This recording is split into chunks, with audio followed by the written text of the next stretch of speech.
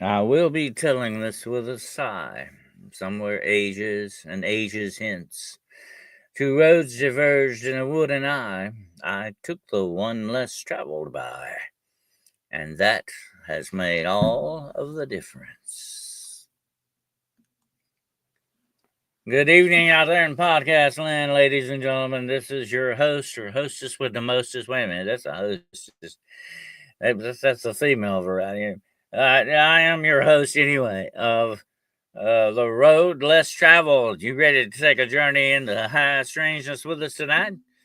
So buckle up and buckle down and get ready, whatever you need to do, because we're going to ride the strange train. Conjured cryptids. All right. And speaking of conjuring, I'm going to conjure up my fellow host here, Mr. Gerald Fountain. Hello, sir. Missed How's you it last going? week, bud. Yeah, it was last week I was off. That's good. He's raring to go today this week. We got him ready here. He's ready to take on some conjured cryptids tonight, huh? Yes, sir. All right, let's see what we got building up in the old chat room over here. We got Wizard Moon and Urso. Hello, Urso. We've got the girl and her gong. I missed her a little bit last week on my show. Hello, Gus's mom. And Shiro, and who else we got here? The Lantern Keeper. I like that name. Hello. Absolutely. That reminds me kind of Green Lantern. You remember him, Gerald? Green Right, Lantern? yeah. In darkest day, in brightest day and darkest night, let no evil escape my sight. Beware the power of Green Lantern's light. I remember that. He was great. The Green Lantern. Yeah, I always liked Kato. Yep. I was a big comic book kid. I was a monster kid too. I love monsters, and that's what we're talking about tonight. Monsters. Yep. Why are they here? What are they? Who let these things in, Gerald? I don't know. It wasn't me. I don't Way to think. go. Absolutely. Hello, Blazer. Got Blazers in the house here, Gerald. All right. And Mrs. Cleveland is here tonight. Miss Crystal Cleveland is here. Hello.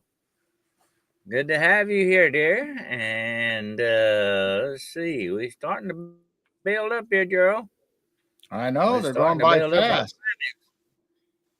fast. Somebody named Midwest Night Watchers. They must be from the Midwest. What do you think? I think that's somebody that's been conjured. There you go. I hear you. Well, we have an interesting night ahead of us here, folks. We're talking conjured cryptids. You know, for many years, I have pondered that. You know, as a paranormal investigator over the years, boots on the ground researcher. I've been out in the field many times. I've seen a lot of strange things, a lot of weird stuff happening, things that are out there that really I've always had a feeling shouldn't be out there. You know what I'm saying, Gerald? There's Right, something absolutely. kind of creepy going on with that, you know? A lot of stuff And, out there.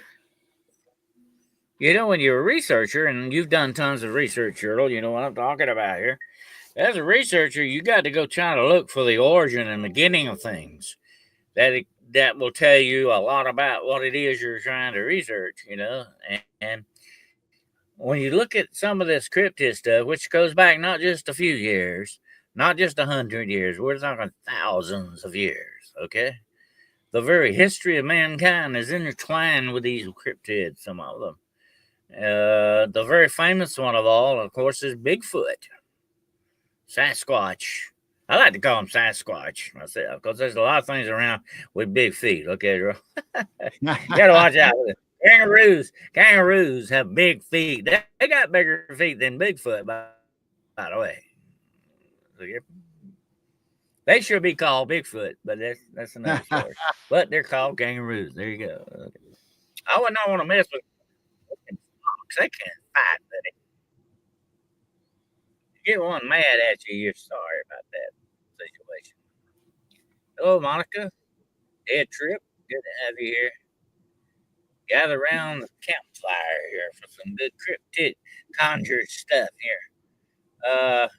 Let's get into it, Gerald. What do you think? All right. What do you think? Yeah, let's go. What do you think about conjured? What's your take on conjured cryptids, my friend? Well, when you dive into this cryptid world, this paranormal aspect of everything, I mean, it's such an unknown. I mean, could some of these things really exist? Possibly. Is it only exist in people's minds? Possibly. And that's usually how they start. I mean, since the internet came about, a lot of these characters and horror stories and folklores, or creepypasta is what everybody calls them, have really taken off. I mean, they just spread like wildfire. Well, I think right there you hit a button on something. Creepypasta. I think a lot of that stuff that we have experienced here recently has come from things like that. I think people are the imaginations of people, whether they know it or not, could accidentally conjure some of this stuff up by mere thought, thinking about it, and ruminating about it, having nightmares about it. You bring stuff like that to life sometimes if you're not careful. And one of the number one example of that is Slender Man. Remember Slender Man? Oh, yeah. Absolutely. That was a couple of people unalived because of Slender Man, too, by the way. I think it involved two girls stabbing one of their friends to death or something because they thought they were making sort of a sacrifice to Slender Man, and Slender Man was made up on creepypasta. Absolutely. Mm-hmm. There he is. Yeah, it was 2014. Two teenage Wisconsin He also girls. is called the Rick too, Gerald, by the way, but I always called him Slender Man. Yeah, telepos and negras, stuff like this is weird stuff, man. It's really strange because it's almost like opening the door spiritually and bringing these things into existence. Yeah, I mean that's why I said a lot of this stuff spread like wildfire over the internet, and all the apps on people's phones, and teenagers have all these phones and cell phones that they have instant connection with everybody, and they're spreading it all around. Yeah, she didn't die. That's right, Monica. She didn't die. She was almost stabbed to death, but she was, I think, really messed up by the whole thing. I think she was crippled by it and all that stuff. She was in very bad shape because of that, but they almost unalived her. But there are rumors that some other people were sacrificed to him. Okay, I don't know if that's, how far that goes into it, but let me say this. I'm writing a book right now called Paracryptology. Now, paracryptidology is all about this stuff as opposed to cryptids and all this stuff. They're now intertwined with all aspects of the paranormal. Okay, they used to be very separate, Gerald. Right. And it still is for some people in their minds. It is still separate, but I don't think it's separate anymore because they brought all of these things into cryptidology. Okay. And that includes Slender Man and all this other stuff. Whether they're real or not, they're still listed as, guess what? Cryptids. Yep. Monica said they stabbed her 19 times. They meant to sacrifice her, definitely. She just, by sheer luck alone or the grace of God, that she didn't die. But I have heard there may have been some other small children unalived in sacrifices supposedly to this made-up entity. And here's the interesting aspect here. Oh, this is what I believe as a demonologist. I believe that the demonic uses imagery, okay? And that is the perfect vehicle for something like that. I think that Slender Man is now a real thing because the demonic got behind it and using it for that way. Absolutely. Yeah. I mean, the more that was passed around, that story, and then the girls kind of brought it to life to everybody's attention nationwide. I mean, I think it just developed a life of its own. And then, like you said, I think it can be a fear factor that if something wants to project that image and produce fear on you, and then whatever you see might look like Slender Man. Yeah. And that's true, and I think that also goes over to another very famous cryptid that I think is your favorite, Gerald, Mothman. Yeah. There have been a lot of if you go back and look at some of the research that Lon Strickler has done with the Mothman in O'Hare Airport, out of Chicago there. There's some weird, creepy stuff going on with that, and there's the 2 or 3 covens of witches up there have taken responsibility. They say they have opened doors and let this thing in. And this is why there's so many reports of Mothman in that area. Are you familiar with that, Joe? Yes, absolutely. I mean, I live in Illinois, obviously, so I'm very familiar with the O'Hare Airport and the Chicago Mothman. And there has just been tons of Mothman sightings or creatures like Mothman. There's like little gargoyle descriptions. There's little like moth or Batman kind of descriptions. So they're popping up all over the city, and they're still popping up today. We had a Mothman sighting in Bloomington, Illinois, at the college town here south of us. And that goes with what we've, said before in the past about things with red eyes. They're demonic most of the time. And that kind of falls in line with this Mothman thing, And I've been to Point Pleasant, West Virginia. I've done a lot of research into the original Mothman sightings and boots on the ground there. And you talk about some weird stuff and some weird places that this guy supposedly hung out. And there were rumors there that maybe people had been messing around with Ouija boards or something that actually opened some kind of doorway. And here's the interesting story I heard about. Listen to this, that there were actually 3 groups of people fooling around one night with Ouija boards in 3 different areas of a neighborhood. Okay. They sort of triangulated this thing. Okay.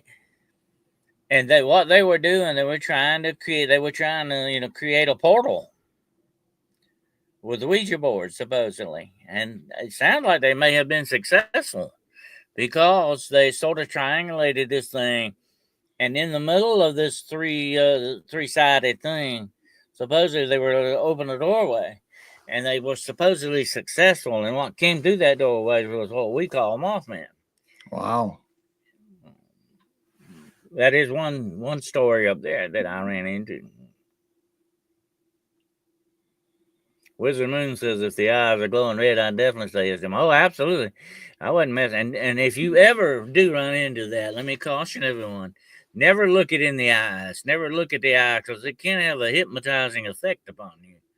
It can have that. So you don't want to do that. It can get you in this power and screw around and do some crazy stuff with you. So don't ever make eye contact with anything like that if you do run into it. But you know what, Gerald? Guess what? There have been several reported sightings of Mothman in Georgia. Yeah, I think it's popping up all over the country here and there. Yeah. I think also in Oregon, I think there was a sighting there.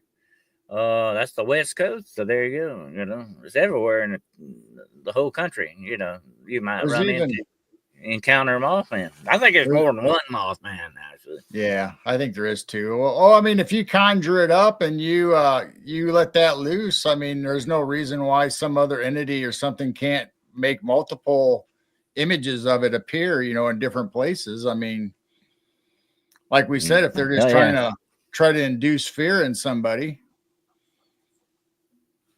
Well, there's a Google map. There's a Google map on Mothman. You can look it up and read all the incidents. Go ahead, I'm sorry. No, I was just saying there's a Google map with all the Mothman incidents around in and around Chicago. You can look it up and check out the reports that people gave. Yeah, it is something else. And I'll tell you something else. When you get to the demonic about things that are sort of hybrids things, that's a lot it runs through a lot of the cryptid stuff, okay?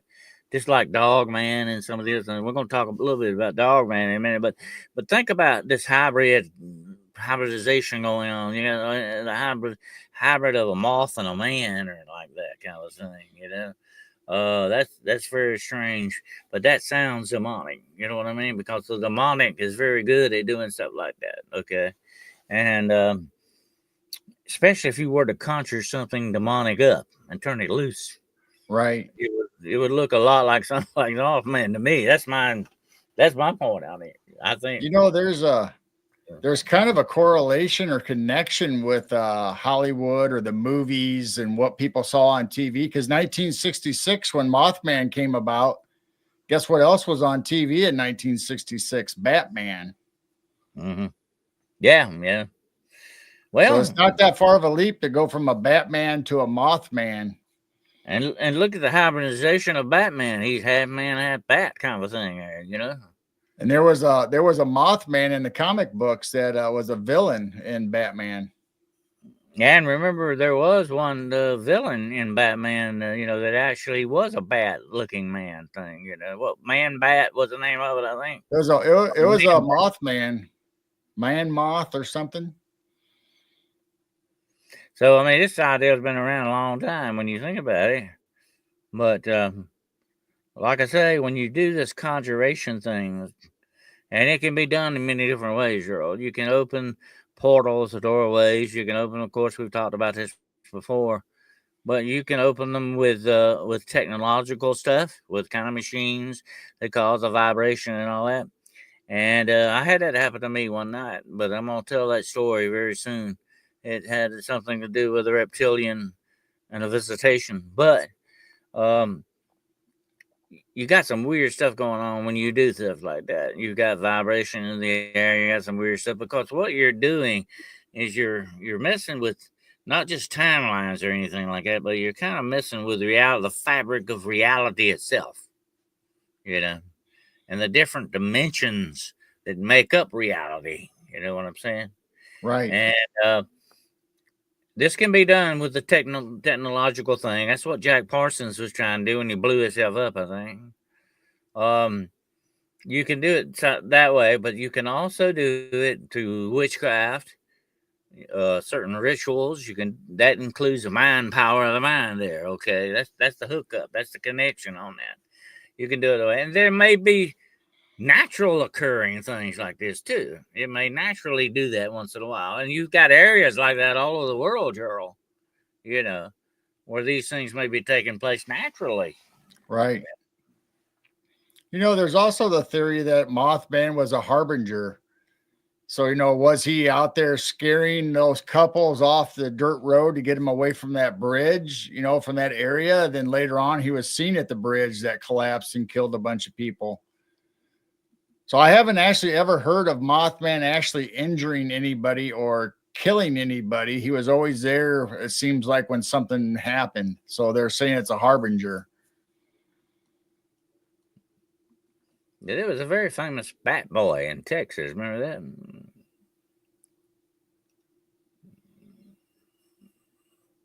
He supposedly was like a child or a young boy that was half bat or something like that. I'm not talking about the boy that brings you the baseball bats, but I'm talking about bat boys. Not the guy, not the one that does that. We got plenty of bad boys.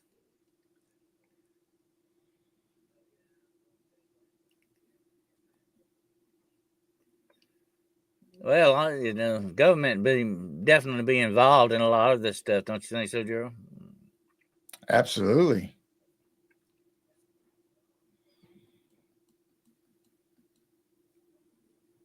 I mean, you can just go down the cryptid list. I mean, try to figure out where it all began, whether it was a folklore, Native American, legend, or, whether it's Mothman, Bigfoot, Dogman, Chupacabra. I mean, you can just go right down the list and try to figure out, okay, is this a living flesh stain, or was it actually in a story or mythology and then brought to life, or Philip's in here. Hello, Philip. Good to have you here tonight. Yeah, I tell you, it's a strange subject, Gerald. It definitely is, and I mean, very strange. When you get into it and start doing the research on it, it blows your mind. It's a lot of different little rabbit holes to go into, Yeah, I mean we got everywhere from cryptids to like internet legends, or like we said, creepy pasta. I mean, we got a lot of them. I got a few pictures of some tonight. So I mean, you got Hat Man. Hat Man falls right along with Slender Man. And of course, you got the men in black as well. They fall into that line too. Yep. So how do we know whether it's something that was conjured, or maybe it was conjured and other entities, say whether it's Men in Black or some other paranormal entity that's using these images because they know we're scared of them. I mean, that's always an underlying factor. Well, you also have uh, witchcraft deeply involved in a lot of this stuff. Black witchcraft, dark witchcraft, whatever name you want to give it. Because the you have the skinwalkers, of course, in the Southwest and all. And then in the eastern part of the country, you have the Appalachian witches. They can turn into big black cats and other things too. They can turn into wolves they want to also. You have that legend throughout the history of mankind of people doing stuff like this. Okay, that's where the very legend of the werewolf comes. What you're doing, you're conjuring that from a man into a beast, into that image. And so there are different ways to conjure this. You know, and I'm sure that evil people out there that have the power to do that would not stop at bringing something out of the darkness for them to work with, either to get revenge or whatever the situation might be. To intimidate someone or whatever. They work with fear, Gerald. And Right. it's like our friend Jessica talks about. Don't live in fear. And it's very true because fear is very powerful, and the demonic uses fear as a weapon against us. It has always done. It's very good at doing that. Okay, and that's what these things are, I think, driven by fear and negative energy that you put out. They feed off of that. They're attracted to that, and that's why you and I have both said so much over the years. Be very careful when you begin to research the paranormal. You start looking into it, it just might look back at you. You know what I mean? That's right. I mean, it depends on what the intention is. What are you doing? Are you I mean, like those two teenage girls from Wisconsin that basically idolized and put the wrong intention into Slender Man, or it actually probably took them over psychologically or mentally. They ended up being in a psychiatric ward for the adolescents, is what they got sentenced to. But well, you just got to be careful. You just can't be obsessed or into that. You have, if you have just a curiosity, or just want to study it like we do to know more knowledge to be able to talk about these subjects, then that's different. Hello, Two Shatter. It was good to have you here. Yeah, that's very true, Gerald. And somebody said in chat, you can open doors from the other side. I don't know about that. I kind of got a feeling our creator kind of drew a line on that, because if that were the case, anything could be messing around. I think a lot of times these naturally occurring portals may be just, it's like the veil getting kind of thin, and there it can be punctured or it can be moved.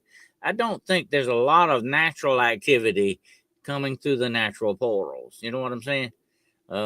It's just they're just there occurring in that situation. But I think most of the time, most of this bad stuff is brought through on purpose. You know what I'm saying? Right. And I just don't think it works the other way in reverse, because then anything can come through the one. I just got a feeling like it's a one-sided thing going on, and we're on that side. You know what I mean? I don't know. Right. I could be wrong.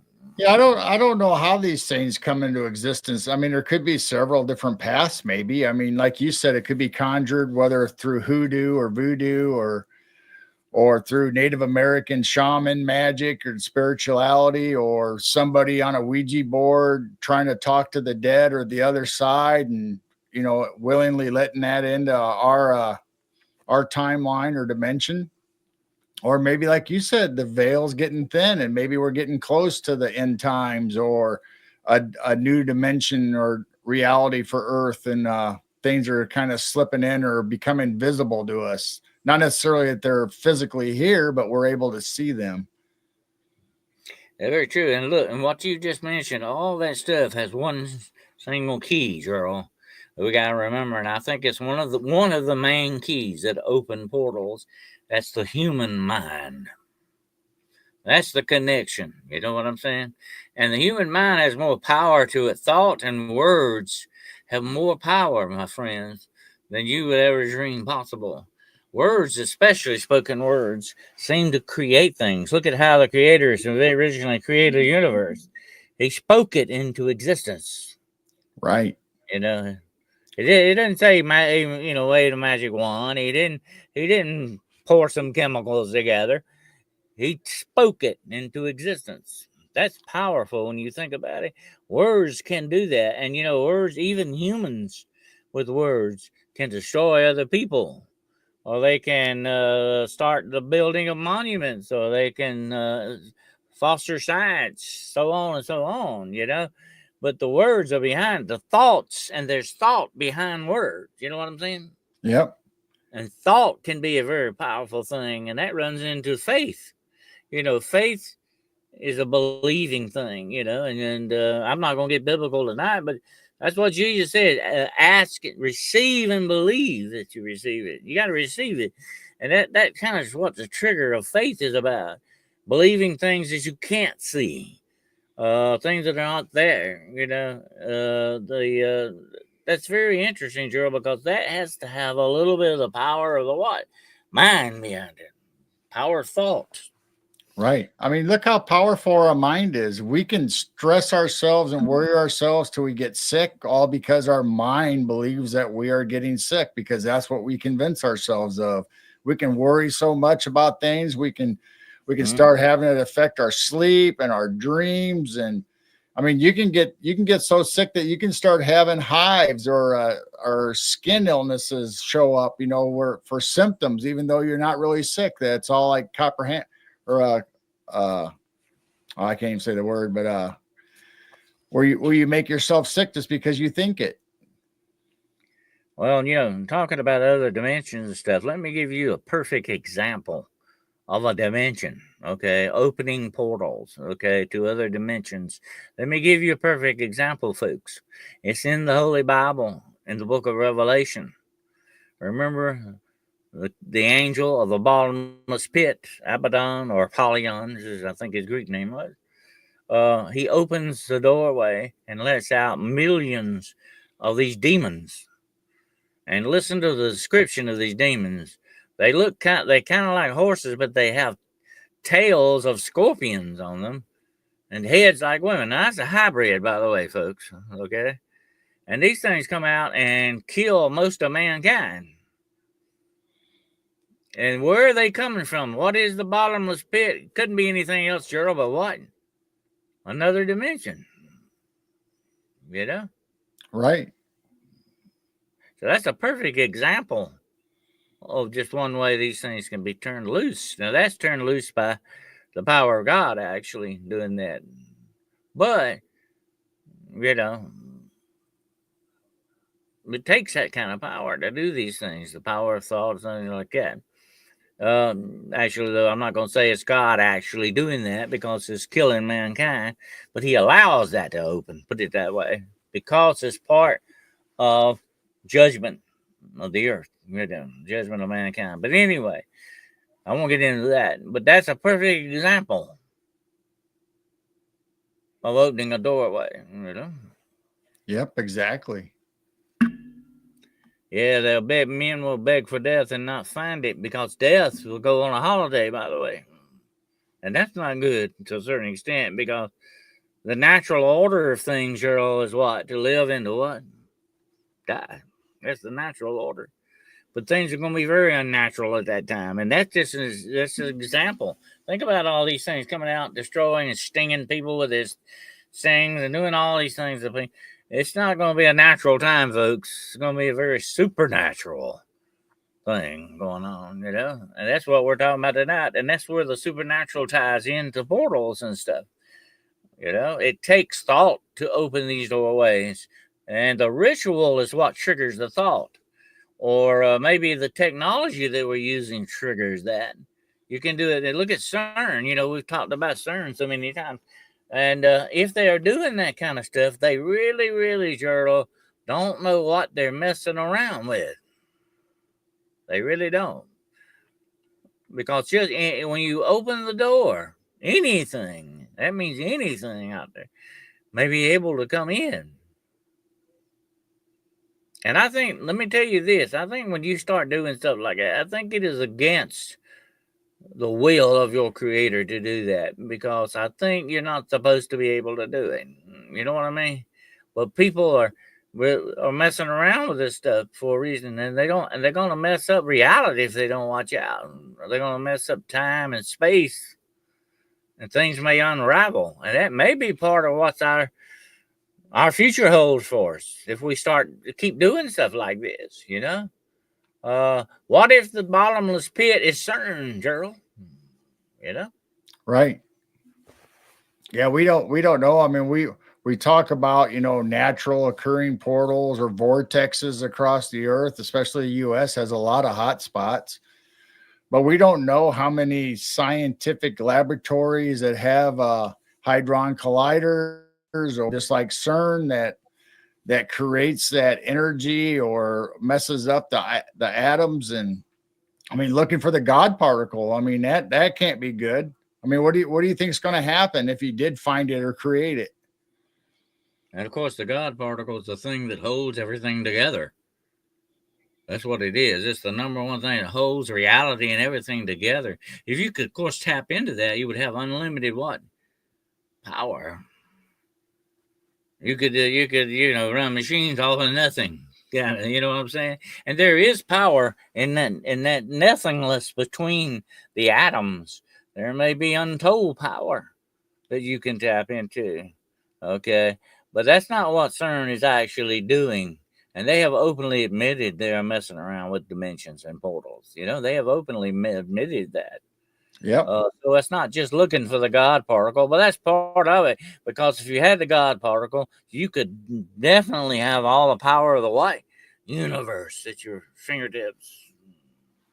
The thing of it is, you know, these scientists, they try to prove a theory. Okay, that, you know, they're trying to get down to the molecular smallest nano and even smaller than nanoparticles to try to figure stuff out. But when something happens, they don't have a plan for it. So if you were to untap all the energy of the universe out of a God particle or something like that, they're intentionally looking for it, but I don't think they have plans until it happens to know, okay, how do we control this? How do we stop it? How do we make it not blow up our universe?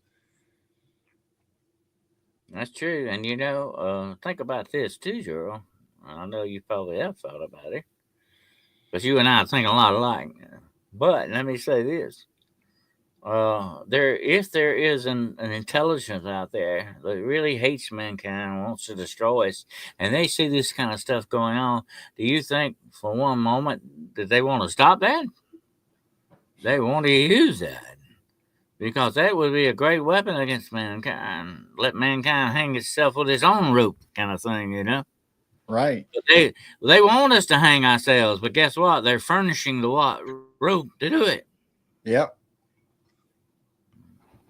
Yeah, that's Yep. what they always say, you know, give somebody enough slack in the rope and they'll hang themselves. Yep. That's so true. And you know, we're just like, I don't know, girls. We're just playing into their hands, you know. I don't know. It's foolish the way we think. We just, like I said, you know, about CERN, they're just not considering the true ramifications of this stuff, you know, Right. and the darkness they may unleash by these things. No wonder there's all these cryptids running around in the world. I think a lot of this stuff has been turned loose on us, folks. And there are forces at work behind all this thing. We have to understand that. that they want this kind of stuff to go on. And I think back in time, and I'm not going to get into that tonight because that runs into the Nephilim and the fallen angels, but they were screwing around with nature. Right. That's where you got a lot of these cryptids at, folks. I hate to break the news to you, but that's where they come from.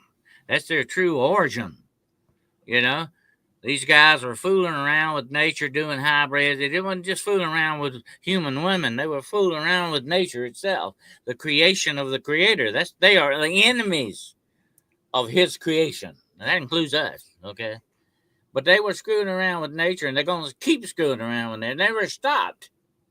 Their plan has never concluded. It's ongoing plan, you know? And this is what part of it is all about. It's turning things like this loose on us. Let me say this. Now, you go walk out in the woods today, Gerald. Let's say me and you go take a stroll out in the woods today. We don't know what we're going to walk into. And I'm talking just about human things, okay? I posted today on Facebook, some of this stuff is very bad, but guess what? The human snakes are the worst. Okay. But I'm not talking about the human factor now. We don't know what kind of a cryptid we may run into. Things are more dangerous now than they have ever been, but there have been many reports going way back in history of people running into the same things out there. And you have to wonder, one day you got to sit down. I don't care what kind of a cryptid researcher you are. One day you're going to have to sit down and say, now, where did this start? How did this begin? Why did it begin? You got to start asking these questions. It's very important that you ask questions. It's not, and I've said this before about people that go out in the woods and lie. It's just like you and me, Joe. If we were to go out there on an investigation, we're not just there trying to see something. Don't waste all your time doing that. We're trying to find answers to the questions that we have, that we need to ask those questions, But we need to look for the answers too, and people are not doing that. But anyway, you got to look at question. Where did it start? Why is it here? What is this thing that you're looking at? And what is its true motivation and everything else? And just like you said earlier, it all depends on what your intent is, what your intention is. You can go for good intentions, or you can what? Go for bad intentions. It's not going to work out good for you that way. And I think a lot of these things know what your intentions are. Right. That's why you can't find them. They know you're looking for them. Okay. If you were looking for me tonight, Gerald, trying to find Dennis out there somewhere, I would hide, knowing your intention. I could really counter-track you. You know what I'm saying? Yep. If I got your intentions down, know what you're up to, that would help me hide from you a whole lot better when you think about it. And think about all these other things, these blurry photos that everybody. I think that's intentional. They screw your photos up, folks. They're doing this to keep themselves hidden, or to hide from you, or to misrepresent themselves, because they are what? Attached to the darkness. I've heard of stories not only of people's pictures disappearing on their devices or their computers, but also physical copies that you've taken off of your old cameras and have up in a box in your closet, that people have reported that evidence that they've stowed away for years all of a sudden comes up missing. And they are spiritually attacking people too, Gerald. They have spiritual attacks against people. People that have gone out there looking for these things have actually been spiritually attacked by these things. Not only in their sleep and their dreams, but waking as well. Real, true spiritual attacks. Okay. And I've known people that supposedly got cancer from doing some of this stuff, or they had heart attacks from doing some of this. I think our friend Jessica talked about that incident where they some couple of the members of her team went through a portal, and they both ended up having some bad health issues or something. Right. Absolutely.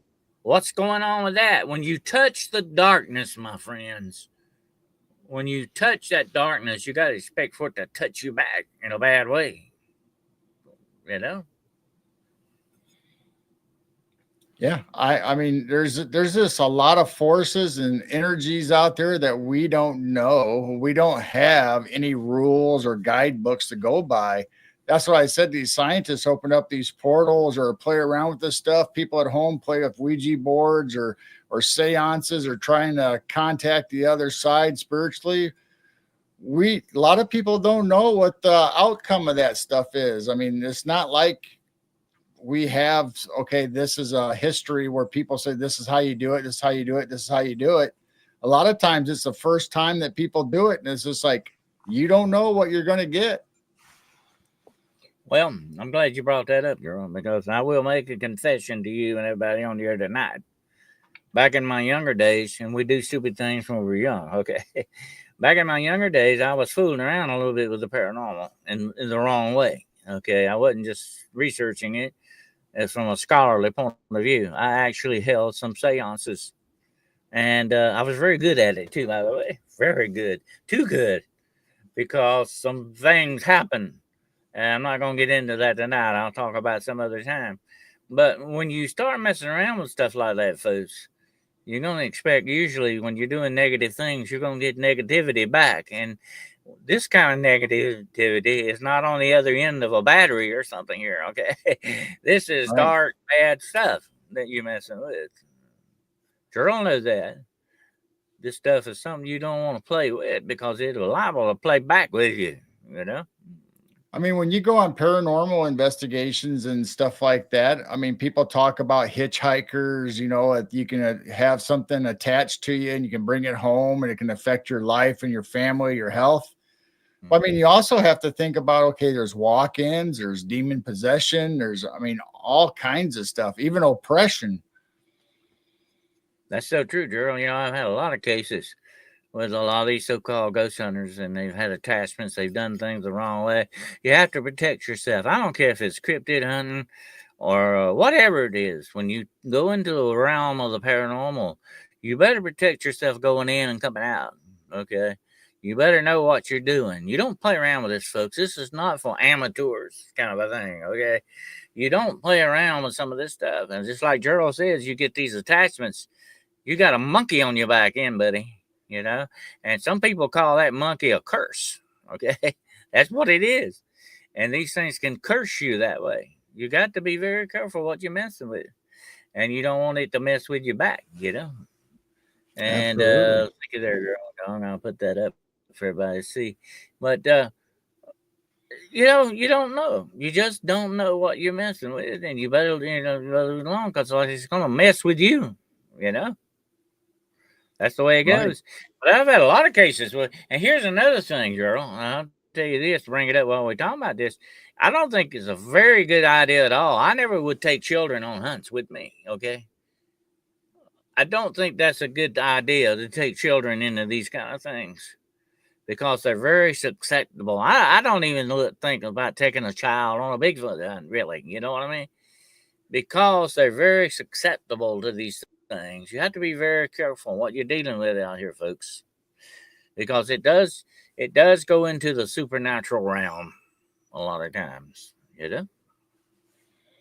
Yeah. I mean, you talk about children, when they're young and impressionable, they have the ability, whether you talk about them seeing the no-see-ums, their special friends, their make believe friends. Well, sometimes those make believe friends are actually on the spiritual realm, and that's why they can see them. And the same thing with when they sometimes develop gifts when they're young, but as they grow older, they get out of that because society beats it out of them. Their parents tell them, don't do that, or whatever the case may be for everybody.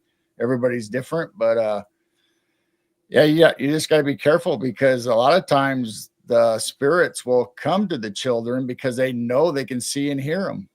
Just like somebody who's a telepathic or a medium or somebody that has those abilities. That's why they get sightings and paranormal hauntings and stuff because they know that when they cross over, they can come over and they can see them and talk to them. Well, children are very open to these things, absolutely, and I think There's no Slender Man again. Yeah, I Yeah, think that. you can get stuff like this pop up in your dreams when you have attachments or things crossing over into your realm.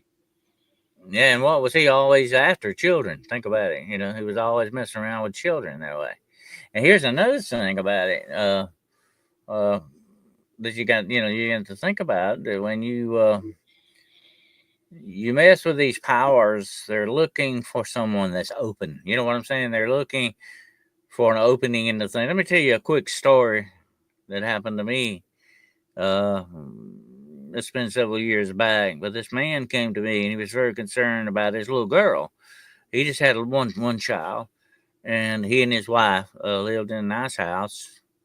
And really, from where I'm sitting tonight, it's probably about 4 or 5 miles from where I'm at right now. Anyway, he came to me very concerned. She said his little girl couldn't sleep. She was having bad dreams. And she said that there was something in the closet, the traditional closet monster type thing. But she said this thing was a bad thing. That's what she called it, a bad thing.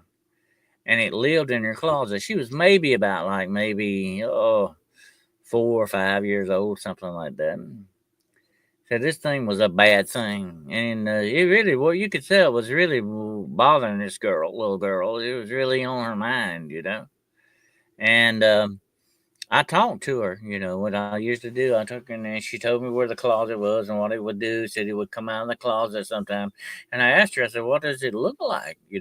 She just said, "It's dark, dark, dark. It's dark." That's all she would say about it. And that Wow. didn't sound good to me, Gerald. Definitely. Right. So I went and told the guy what we needed to do. I said, we're gonna we'll do a little investigation tonight, but what I mainly do is cleanse your whole house, and I'll start in her closet and cleanse the whole house and have it spiritually clean. And so I said, but it'd be a good idea if she's not here when we do it. I don't like I said, I don't like for children to be around that. And I have told a lot of times I've had people say, well, my child will be there. And I said, well, can you give it to your mother or somebody? And these doesn't need to be here when we do this, okay? Because of that very reason, like you just said, they're very open to these things, unfortunately. Animals are the same way. I don't like to leave the animals in the house while dealing with something like this. Right. Because they do that with animals as well. So anyway, make a long story short, I went through the whole thing, cleansed the house, and we brought the little girl back in. They brought the little girl back home at the end of the investigation, and she started walking through the house, looking around. I'll never forget this. She looked all around. She went and looked in the closet. She went all in the room, and she looked at me. She said, "What did you do with it?" She said, "It's not here anymore. What did you do with it?" Right. I told her, I said, "Well, it's gone, and it's not going to come back and bother you anymore. That's all you need to think about. It's gone." End of the story. Everybody, lived happily ever after, hopefully. I run into that guy every once in a while because he works in a restaurant, and he brings that up. He still thanks me for that. I said, "Well, it wasn't me. I didn't do it. But it was really bothering that little girl, and I don't like to see things like that, but that's the way some of this stuff works on you folks spiritually. These are spiritual attacks, basically. A lot of times, like Gerald said earlier, they attack you spiritually, not just your mind, but your spirit and your body as well. Don't you think so, Gerald? Right. Yeah. I mean, I always bring it up, when we talk about Christianity or Bible, everybody's familiar with the Holy Trinity, but you also have a personal Holy Trinity, your body, your mind, and your soul, and you are responsible to be the protector of that. You have to guard against things corrupting your mind, your body, and your soul.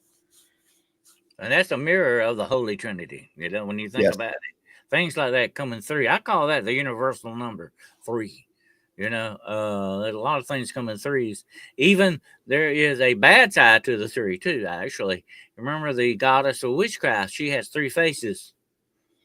You know, three keeps popping up all the time. That's Right. interesting what you bring up. But that is a reflection of the Holy Trinity that's in us. There is a three part Trinity that we have: body, spirit, and mind. That's what makes us a living soul. You know, people get that mixed up a lot. We talk about that before, Gerald. They get the soul and the spirit mixed up. They're two different things here. You got to look at because you have a spirit, but you are a soul. You hear the inflection of that? You Right. have a spirit, but you are a living soul because of it. See what I'm saying? Yep. Mm. But they'll attack you all three of those ways. That's when they come after you. And they will also attack you in small ways like emotions, family, friends, stranger, whatever the situation is. They come at you like a sidewinder. You ever walk up on a sidewinder, girl? Oh, Mean snakes, buddy. And they don't come straight at you, they come at you sideways. It's harder to deal with them. yeah. We have timber rattlers around here up by us, so Yeah, we do too. Timber rattlers, yeah. then we They got can be mean. water moccasins. So whether you're in the woods or the water, you got to watch out. There's Oh serpents yeah. out there. By the way, speaking of snakes, I heard a story today. This woman, and how a garden snake can hurt you. And you say a garden snake? That's a harmless little snake. I played with them. Think you have too, Joe. Garden snakes, they're real harmless. But anyway, this woman, she brought her flowers in for winter.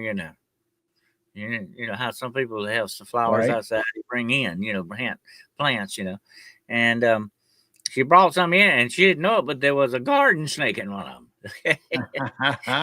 As soon as it started warming up at the house, the snake did too. He come out, Right. scared this woman to death. Went under her couch, And make a long story short, husband come in, and somehow or another, he got scared of it, and she thought he was having a heart attack. And he didn't. He just kind of hyperventilated. And she called an Right. ambulance for her husband. All this stuff started happening because of the garden snake, okay? And finally the neighbor came over and he was going to catch the garden snake. He said, well, it's just a garden snake, I'm going to catch it, get it out of the house. And he tries to catch it. He looks under the couch and he says, well, I think it's gone now. I must have got out through a crack or something. So the woman sits down on the couch and puts her hand down in between the cushions. Oh, God, there it is, And she passes out. She You just passed want to be out, your fell on the friend. floor. So the neighbor ended up calling an ambulance for her. Oh my. And all of this happened because of a little garden snake. He finally caught the snake, took it outside, and turned it loose. And he said, boy, did you cause a lot of trouble in this house. Of course, they hurt themselves because of the snake. It wasn't a snake, it was them. They hurt themselves because of it. But that's the way it goes with snakes, okay? But that was real funny how that went. But, there's a lesson in that. You don't need to, if you're dealing with something negative, you don't need to let it overwhelm you. And that's what we're talking about here spiritually. These things attack you, especially your mind, but your spirit and your body as well. They try to overwhelm you. It's sort of like one country invading another country. Yep.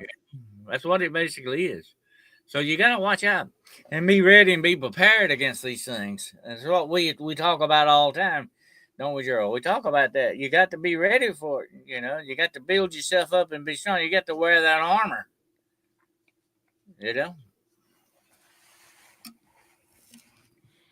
So we were just getting ready to start talking before we got a little off subject about Hat Man being one of the created things.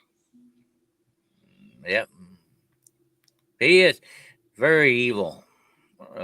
He attacks people. That's a number one. Let me tell you this, okay? I've had a lot of people say, is it demonic or is it something else? Well, the number one sign of the demonic, folks, is if it attacks you physically, it starts hurting you. It launches a real attack against you. That's usually demonic. That's the way they operate,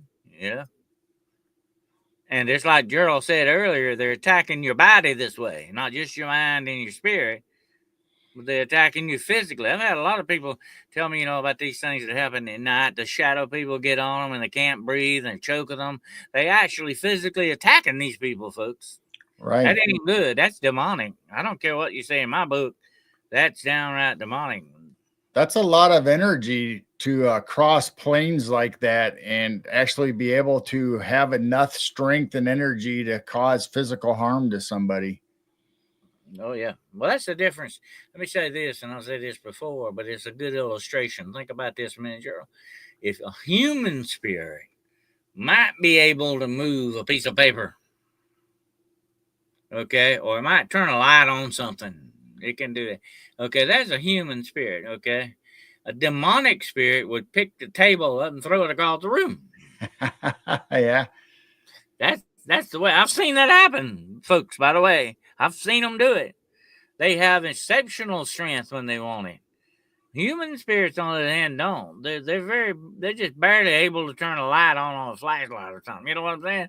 Right. That's the way that works. By the Might be way, able, I got might my be able to werewolf make a flicker. knife out. I got my silver werewolf knife out. So Oh, if one comes up behind me, Gerald, let me know. Okay. all right. Okay. But look, there's another thing conjured up. There's a werewolf. Okay, and look at the skinwalkers. I've seen those with my own eyes. I'll talk about that one day. I had a skinwalker encounter. Okay. Let me tell you what, folks, this stuff is real. People are doing this stuff. And there's people doing it. Witches are people. They may not be human very much anymore, but they're still people. That's the way they started out as people, okay? Put it that way. Right. Um, this is real stuff. And you know what? It would not surprise me, Gerald, if Dogman is not conjured up sometimes by these people. They already know about Dogman. Why not conjure it up? Get it to do what you want to do. Why are these Dogmen hanging around graveyards? There's an answer to that. You know, the demonic is drawn to places like that. Wherever there's death, trauma, pain, or whatever, that's where the demonic goes. It doesn't surprise me that Dogman is hanging out in cemeteries. Werewolves do that too, by the way. Yeah, absolutely. And I think when you get to some of this stuff, there's a very thin line. I've talked about a lot of researchers with this. I don't know if you agree with me or not, Gerald, and that's okay if you don't. But I think there's a very fine line between Dogman and werewolves. Well, it could be, we always think, or at least I think of werewolves as being in mythology or, like a folklore or some kind of story is passed down orally through generations. So whether we've manifested werewolves because of the concentration of telling over and over these stories, or is a Dogman also misidentified werewolves? I mean, you have that aspect where they're really similar. They're possibly two different things, but they're so similar they could be misidentified by everybody, and it could be a conjured cryptid. And Gerald, let me say this. The Native Americans have stories of some of their people turning into werewolves. The shaman would do this sometimes. The medicine man had power to do these, and the evil ones did. Okay, the Right. ones that really were after power and darkness and hooking up with that. But they were able to do these things. They talk about their own people turning into these things. Okay? Yep. Would it not be that far of a stretch that they could turn into a dog man too, by the way? I mean, what would be the big deal? But let me tell you this. They also have stories of vampires. I mean, you'll go back, people out there listen to me. You need to study Native American stuff here. Your head will be blown by that, okay? Because it's not just Bigfoot and it's not just Dogman. These people, they had dragons, they had witches, they had the whole works. Their folklore is really overwhelming when you think about the things that they talk about, especially the Cherokee, the most amazing one. Of course, the Apache and the Navajo and all these other ones had a lot of interesting. You go look at the legends that these people have. It is amazing, truly amazing, and they talk about people doing this, Gerald.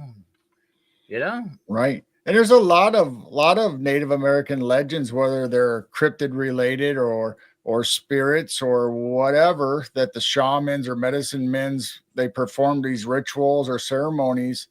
They don't talk to it about outsiders. So we know of Sasquatch and Wendigos and, names like that from Native Americans, but there's a lot of stuff out there that are things that were conjured by these shamans that we don't know the terms. We might think of them as vampires or witches or whatever, but they actually have specific names for them in their culture that we don't really know. Their sacred or spiritual names that they give them. And Gerald, that's why they don't talk about it, because if you think about it, and as a demonologist, I'm going to tell you this to be a fact, okay? If you think about it, if you talk about it, if you call it by name, you may get its attention, and you may not want to do that, folks. But let me tell you this, there is power in thought. Just what we said earlier. And if you think too much about these things, they kind of pick up on your intention too. You know what I mean, Gerald? You know what you said earlier about intention is true. They pick up on these things, and then you get their attention. And that's what the Native Americans, they don't want to do that. They're smart people. They say, no, you don't want to get their attention, leave them alone. And that's why we say one of the rules of the Appalachians, if you see something, we're talking about not just the view here, okay? If you see something out in the woods, you're not supposed to stare at the woods too long. You may see something you don't want to see. And if you do see it, don't talk about it. Right. That's the other rule. You don't talk about it.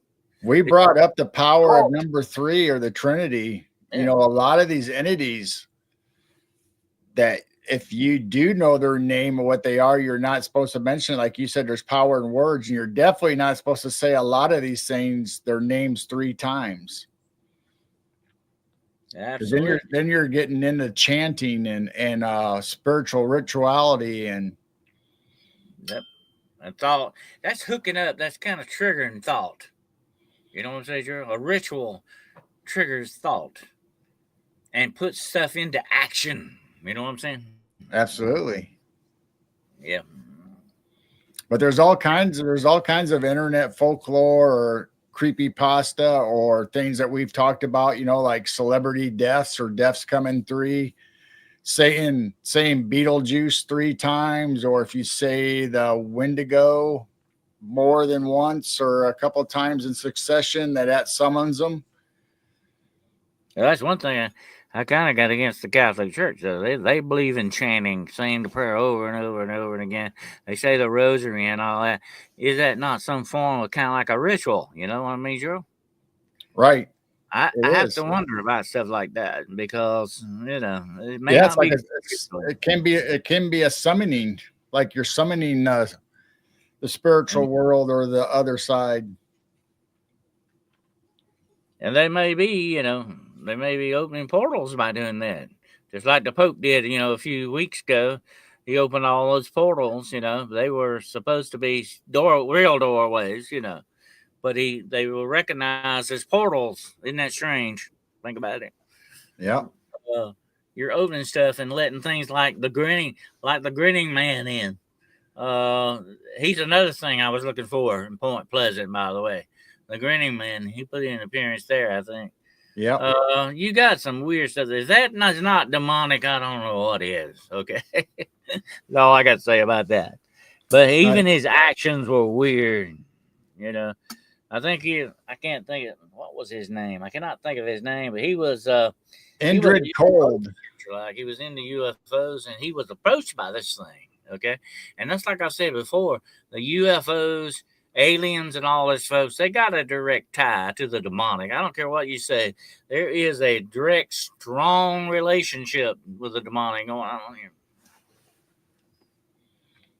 Yeah, I mean, this is supposedly a real person, Indrid Cold, and it became the smiling man. It's a grinning man, even called the dancing man, because some people have said that not only does he have that creepy smile that scared people and children, but he also did a little jig, a little dance. He kind of was hopping around a little bit. Yeah. So I don't know. But that sounds demonic. That's the way the demonic does, Gerald. They do weird stuff like that. They do crazy stuff like that just to keep you nervous, to keep you off center. You know what I'm saying? They do stuff like that. That doesn't surprise me a bit. And like Urzo said, these rituals that people are doing. Like a Bloody Mary and these midnight games that they play and all this stuff. Folks, don't do that. You're just summoning something. And that's what we're talking about tonight. That's what conjuring is. You summon something, you bring it forth, you give it ability to interact in this reality. That's what you're doing. And you don't want to go that route because it can very, very badly affect you. It can unalive you and steal your soul or whatever it may do. You don't want to go there. Isn't that right, Right. Joe? That's right. Absolutely. We also had for a time, if you remember, another one that was conjured and manifested that showed up everywhere. The killer clowns, or the clowns that came out. Oh, yeah, the clowns. They were everywhere. They were spotted all across the USA, especially the Midwest a lot. They started popping up in people's neighborhoods, just with that creepy look in the woods and staring at people. Well, actually, when that happened, Gerald, I went looking for some of these clowns, okay?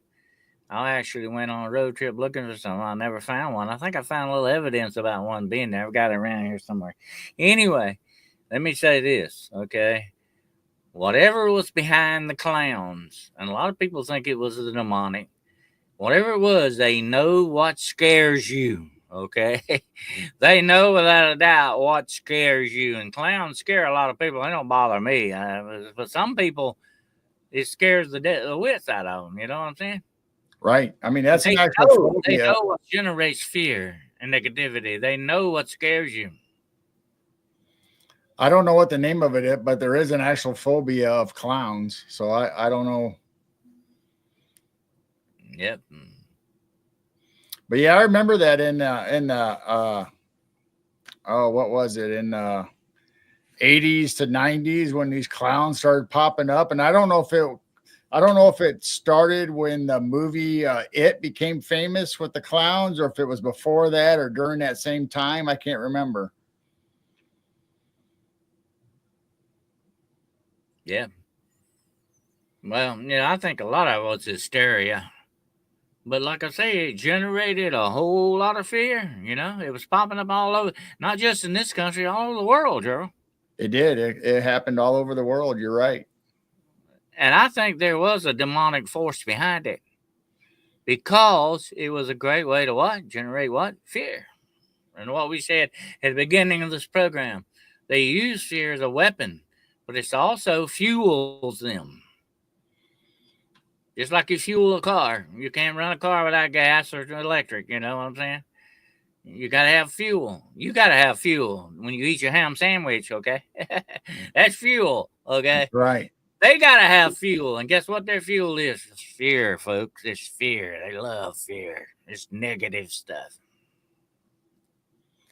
Yeah, like I said, I mean, not only, so let's say that uh a spiritual entity, or a demon, or however you want to describe it, you guys use your own terms, came across and attached to you, or was affecting you, whether it was your dreams or whatever, however it got a hold of you. Your mind is so strong that if you start believing in it, you also give your energy and your strength to that thing, and then it starts affecting you.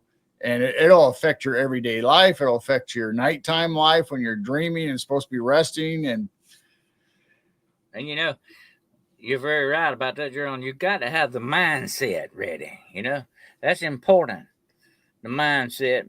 And I have actually, I'm not going to get into it tonight, but I've actually been attacked many times in my dreams by demonic entities that I had to rebuke and cast them out of my dream. Okay, think about that a minute. And I was doing that in my dream, but I knew what to do. You know what I'm saying? I right. knew what to do, and I was kind of in my dream ready for it. And that's what you got to be. You got to be ready. Okay, that's just like I tell people that go out in the woods looking for monsters. You go out looking for Sasquatch, and I've seen him. I didn't get a good feeling from him when I seen him, folks. Okay, I seen him face to face. I can tell you that he does exist. He is real, and it didn't give me a good feeling either. I've always said that. I got kind of a negative experience with that. Okay. But then let me just say this. Okay. When you go out in the woods and you look for monsters, guess what you got to do, Gerald? You better be ready and prepared if you find one. Right.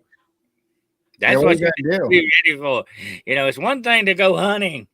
The other thing is to be prepared for what you may encounter. Be ready for it. You need to know what it is you're looking for. You need to know its habits. You need to know what kind of track it leaves and what it does. And that way, when you do find it, you better be ready for it. Right. I mean, when you go hunting, you don't go out there just like you're on a nature walk, and you don't bring your gun, you don't bring a way of like a compass or a GPS or any equipment. I mean, that's like a safari hunter. Even though he is an expert at going on these safaris, they still hire guides to lead them in a track and to know how these animals and things react and how their habitats are. So you have to do that also with the spiritual world or even the cryptid and paranormal world. You got to have some knowledge and a plan. Absolutely, you better be prepared. Just like the Boy Scouts, you better be prepared because that thing that you're finding is ready. Okay, I can guarantee you that when you do find it, it's ready. Now, I'm not gonna say you're gonna have a bad experience. Sometimes, most of the time, like what happened with me, you're gonna walk away from it. That's good. Okay, that's good. But sometimes you may not, and that's not good. You may run into a situation where you better be prepared to defend yourself. Absolutely. And here's what somebody asked me one time during the interview. Said, Dr. Carroll, if you finally find what it is you're looking for, whether it be a werewolf, whatever situation is, when you find it, what are you going to do with it? I said, well, I want to look at it for sure. I want to see it. I would love to have a picture of it or a video of it, but I'm really not there to kill it. I'm really not that, unless it's something threatening people. You know what I'm saying? Right. That's a different thing. If it's hurting people and doing bad things, then we're gonna have a confrontation, definitely. But if it's not, if it's just walking around through the woods minding its own business, I'm not gonna unalive. I'm not gonna try to kill it. I'm not there to trophy hunt. Okay. That's my thing. I'm not there to. I just don't believe in killing anything unnecessarily. All right, whatever it may be. But unless it's a squirrel, I don't like squirrels. Anyway, squirrels, like little tree rats. But anyway, I've unalived a lot of squirrels in my time. I used to have some pecan trees out in my backyard, and they were very destructive little pests. They wouldn't even eat them. They just pick them and throw them down, all this stuff. And so I used to have a war with squirrels. Okay, I unalived a lot of squirrels out there. They're like rats, but they just live in the trees. And guess what, folks? They got a third shift at night called flying squirrels. They come out at night. Okay, that's the third shift. But anyway, I don't believe in killing something unless it's for food or for you do it in self defense. Okay, it's understandable, or somebody else, not just your own, somebody else's self defense, whatever that situation is. But if it walks away, here's what I've always said, if it walks away, I'm walking away. Right. Okay, that's it, and I've done seen what I want to see. I'm not there to convince you, Gerald. I'm not there to convince Donald Trump. Nobody. Okay, because people are not going to believe you anyway. All right. I'm there for the experience of myself and see what I want to see, and that's it. And why are people out here? Oh, you got to look at this video. You got to look at this picture and all that. Why are they trying to convince everybody? Most people are not going to believe you anyway. Don't waste your time doing that. It's good if you want to get evidence. I'm not saying that, but I mean, don't waste a lot of your time trying to convince people on things, because that's not what your job is. When you're a monster hunter, you hunt the monsters. Right. But I don't know. Anyway, I have to do a book on that someday, maybe. Well, Before we reach it, before we reach it in, squirrel. Put a squirrel on the stick. Hey, Gerald, I can see you and me. We make it through the apocalypse, and we're sitting at the campfire with squirrel on the stick. What do you think? I've had squirrel. I mean, growing up in the country, well, in a rural area, and my dad grew up on the farm. My mom grew up on the farm, so we always. I hear it tastes like a rabbit. Hunting. Is that true? What's that? Like a rabbit. We always went hunting for squirrel, rabbit, pheasant, doves. I mean, you name it, we hunted it. So, but we hunted it for food. So, I have eaten rabbit. I have eaten pheasant. Pheasant is good, by the way. Very yes, good. It is. Yeah. I have never eaten squirrel. No, thank you.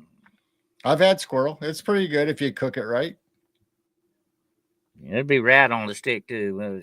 Squirrel or what? But anyway, that's what my mother used to tell me about. They would eat possums. Yeah, I'm gonna eat a possum. No, thank you. I said my grandmother would prepare possum like with potatoes around it, gravy. And it said the possum's mostly fat anyway. But what people will eat, girl. Granny on the Hillbillies used to cook possum stew, so it can't be that bad. Mm-hmm. Yeah. Possum stew. They used to, I think, as a joke, there used to be a can with possum, canned possum. Yep. I've seen those. I've seen that online. I tell you what, possums are kind of cute, but they're so ugly. They're kind of cute. You know what I mean? Yeah. Yep. Yeah. I had one time. It's still out there. I guess he's living in my carport out there, Gerald. Been out there for a couple of years. He was a nice possum. And I mean, a big old guy, too. He's big as a cat. Okay. And so I leave him alone. He used to come on my porch. I see him on my cameras, He used to come up on my porch. And what he was drawn to, I think, was cat food or something, But he don't do that anymore. He may have moved on somewhere else, but I left him alone. I said he wasn't bothering anything, So somebody said you could trap him and get rid of him, But I said he wasn't bothering anything. Maybe he's eating, they say possums eat ticks and stuff like that, Yeah, they're good. Just like skunks and possums, and they have a useful side to them, whether they're eating grubs or ticks and all that stuff. But a possum you can actually scare and it'll play dead. You can pick it up by the tail. You don't have to use a wild trap if you don't want. And they don't have very, very rarely have rabies or anything. They're very tough animals, Betty. They are tough. Cause that's where you get playing possum from too. Yep, playing possum. I've seen them play dead. I knocked one off fence one night out here. He was walking up my fence, and I knocked him off, and he laid up, fell on the ground, played dead. Yep. Wow! I took a stick, moving. Almost like So I said for a while, standing there, finally got up and walked off. It's almost like our version of the fainting goat. You get out here, you scare a possum, you pick it up by the tail, and carry it around for a while.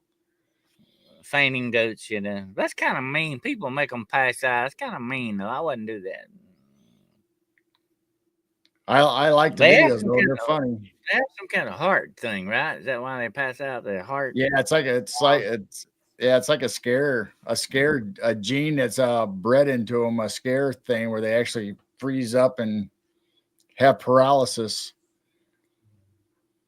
Well, some dog breeds are prone to heart problems. Matter of fact, I had a niece that had a boxer bulldog, and they came home one day and found it dead. And his heart, it has some kind of heart defect or something. Wow. And they said some of these boxer bulldogs had that defect in them, And of course, that's why you have kennel versions of dogs. The kennel dogs are supposed to be the best, genetically. You do have animals have flaws just like humans do with them. You know what I'm saying? Right. Yeah, boxers are very high energy, and I could see them if they have a heart defect, I could see that, But way it goes, unfortunately. Yep. Well, But anyway, before we go, I have one I think is one of the scariest conjured things that I've ever seen make the round. So we can hit on it before we end the show whenever.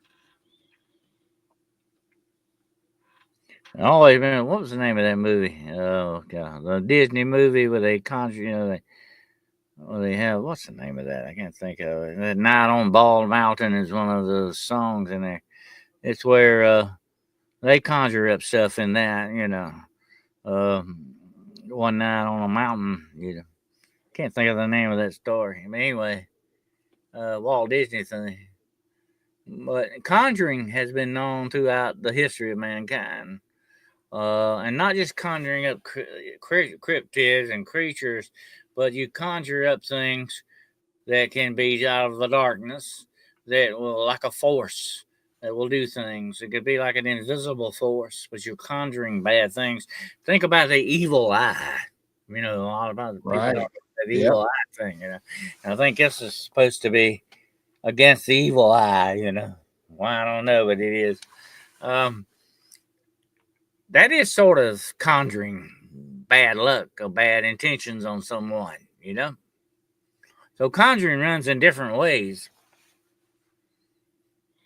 I think it's, I don't know, it's just my opinion, but I think it's easier to conjure evil stuff than it is to create or conjure good. I think because the dark is so willing to come out and want the attention and to take over, I think it's easier to attract that kind of stuff. Well, like you said earlier about hoodoo and voodoo, part of it is doing things to people, or trying to manipulate reality itself. That's what witch spells are all about. They're trying to manipulate the reality that we have. They're trying to change things the way they want things to be, whether it's a love spell or a so-called money spell. There's some people, they will give you this stuff in a bottle and say put it in your house and you'll get money, coming in. And all Right. that. They're conjuring. That is kind of a form of conjuration, folks. Yep. No matter which way you look at it, and the rituals are tied into that. That's what the rituals are directly going to, the conjuration of things, whether it be creatures, situations, whatever the thing going on. That's what they're doing. And the worst part of this would be conjuring up some type of a creature to do something. If I wanted to get rid of you tonight, Gerald, and I don't want to go to jail for murder, I'll send my agent after you, okay? Like I do in all the movies with Jason Statham, Yep. the hitman and all that stuff. I send somebody. I didn't a hitman after you, but he might not be a human hitman. You know what I'm saying? Right.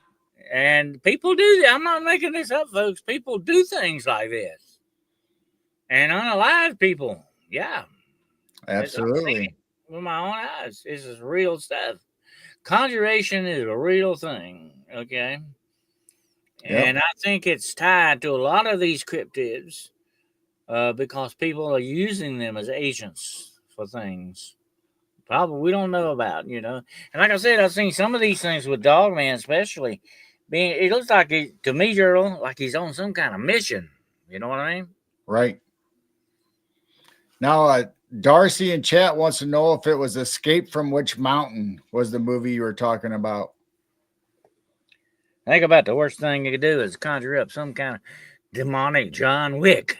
You know what I'm saying? Yeah. You're in bad trouble then, buddy. You got a problem on your hands. Something like that comes out, and there are, what was the name of that? The very famous, the Dane curse. You remember that? Yeah. You ever heard of that? That's like something, sending these things. Families have curses where these things like show up.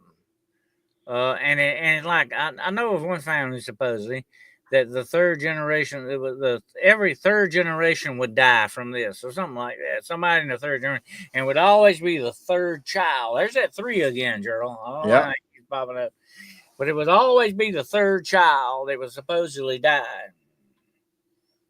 And it was part of an agreement they had, with the devil or something, whatever.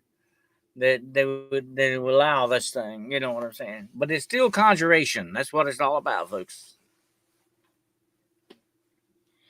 So, did you hear my question earlier, Dennis? I'm sorry. Go ahead. I'm. Darcy in chat wanted to know if it was Escape from Witch Mountain, if that was the movie you were talking about. Oh no, I think it was Fanastasia. I think is the name of it. Fanastasia. All right. Fanastasia is the one I'm thinking about. I remember Escape from Witch Mountain. That was a good. That was the original. Was better than the remake. Yeah. But yeah, I remember. But this, I think, was Fanastasia. I think was the name of it. I might be wrong, but anyway, but it was a wizard in that. He was conjuring stuff up. I think it was Mickey Mouse was a wizard or something. Yeah, he was in Fantasia. Yeah, you remember that? Yeah. There was a lot of witchcraft and spell casting in Disney movies. And that's in Walt Disney now, folks. Okay. So there you go. I mean, you got, this is part of our, whether we like it or not, this is part of our culture, whether we want to recognize it or not. And you know what? Guess what, folks? We have a little rituals that we do ourselves unconsciously, Some people, let me tell you a quick one, okay? Some people in the morning when they put their shoes on will not put they always put the right shoe on first, on the right foot, and then put the left shoe on the left because you want to start the day what, Joe? On the right foot. On the right foot. And some people will not break that. That's a ritual, folks, okay?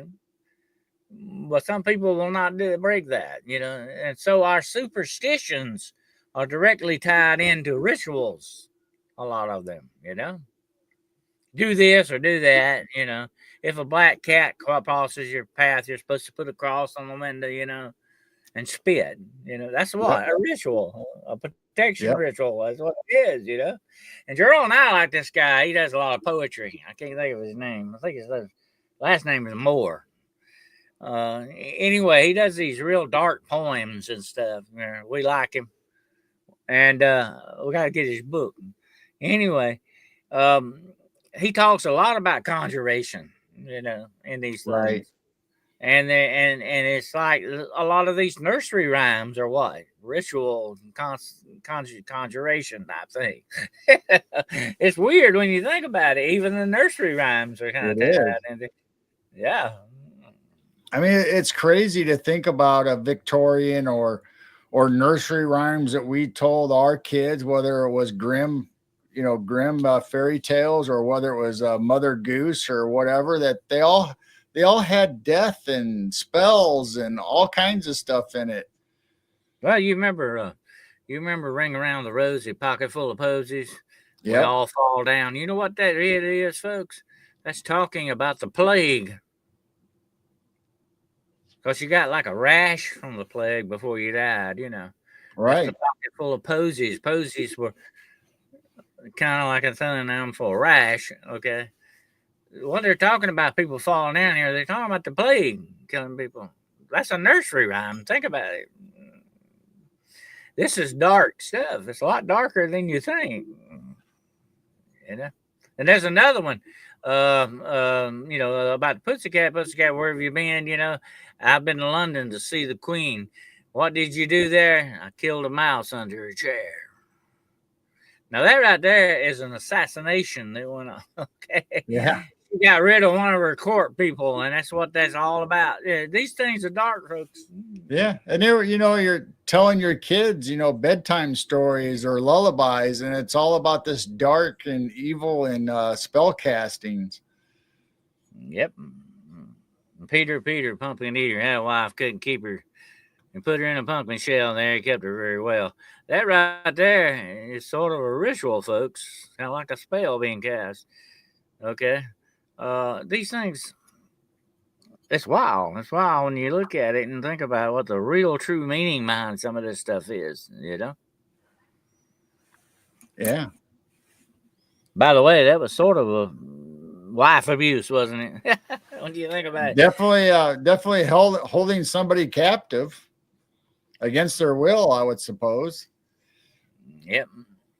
And look at Jack, be nimble, and Jack, be quick. Jack jumped over the channel and said he was going over the fire. That's a ritual, folks.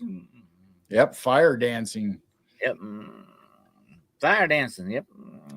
I mean, what about Rockabye Baby? You know, cradle and all falls out of the tree. You know, what kind of parent's gonna give a bedtime story about their baby falling out of a tree? Well, and what's the baby doing in the tree to start with, right? Yeah, uh, you got some wild stuff out there, definitely. So a lot of this ties in, like I say, rituals, conjuration. They're both the same thing. That's what's going on. And here's another thing, okay? When you think about stuff like this, it brings other thoughts in mind. You know, it ties into things, your memory, childhood memories, and all that. So you're kind of conjuring your memories back up too. When you get triggered with these things, you know what I'm saying? yep, Um, that's interesting in this fact too. So there may be sort of like for us in our mind a form of conjuration on things, but like we talked about earlier in the program, the tulpas and all that, that is the power of the human mind, and thought, imagination, and belief can be very, very powerful. Be careful what you wish for. You may get it, you know. It may not be real good when you get it. you It may be know, something you didn't want, really, to begin with. A lot of people, unfortunately, girl, want something real bad. Then when they get it, they really find out they don't really want it at all. You know what I mean? right. I mean, look at the movies. If we've not learned anything from our childhood watching monster movies and all this, that the scientist or the mad person that creates these monsters usually end up dying from them, or they have to destroy their creation, or the creation will destroy them. Absolutely. And, girl, you got to be careful with things like this. You know, we talked about this midnight game people play, the kids play, and all these other things. It's ritualization, it's conjuration of things. You be very careful what you have in your house. Be careful what you do in your life. People that you may have in your life that are not good. You don't need to have this around you. You don't need to do it. Do not go in the route of conjuration and do stuff like that, or have anybody around you that does stuff like that, because you're really in the end you're asking for trouble. You know what I mean? Yep. Bad things gonna happen. Yep, you need to stay away from negativity and the dark side if you can possibly. I know it's hard to do in this world sometimes because it's all around us, but you need to protect yourself against it. You don't need it in your life.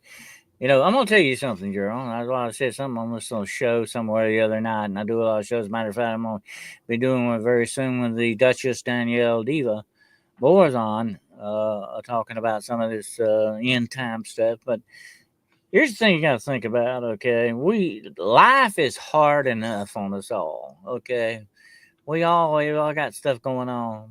Life is hard enough. But to let these guys come in and make life even harder on you, whoever, whether they're human or inhuman, that's a stupid thing. Don't let them do that to you. Life's bad enough. You don't have to Yep. take this, okay? And don't do it. Don't let these things in your life. Don't let them in your house. Don't let them screw with you here, okay? Because life's hard enough. They just here to make it harder on you. That's all, you know? Like Right. you look at the big picture. Don't play with that. Don't play with it.